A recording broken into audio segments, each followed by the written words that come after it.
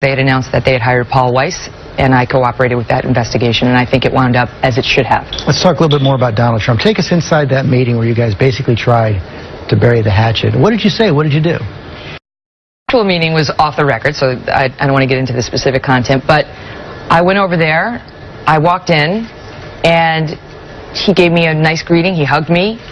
He hugged you? Yes, which How did you accept that? Well, I talk about it in the book that it was bizarre, right, to be hugging this man who had tried to torment me for 9 months and who had endangered my security and all sorts of things that are detailed in the book.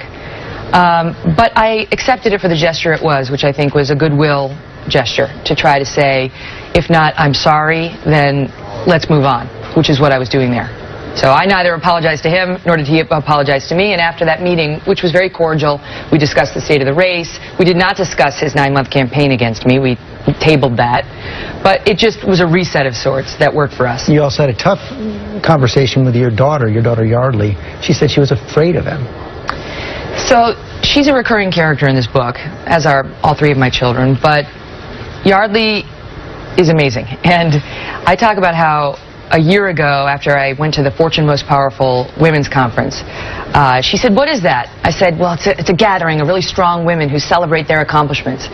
And I was taking Yardley down there with me, and she said, "Are we 2 of them?"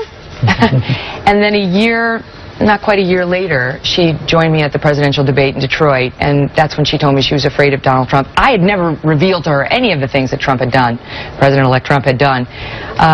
But she is 5, and she hears things in this world, and one of the lowest points was when she came home and asked me what a bimbo was.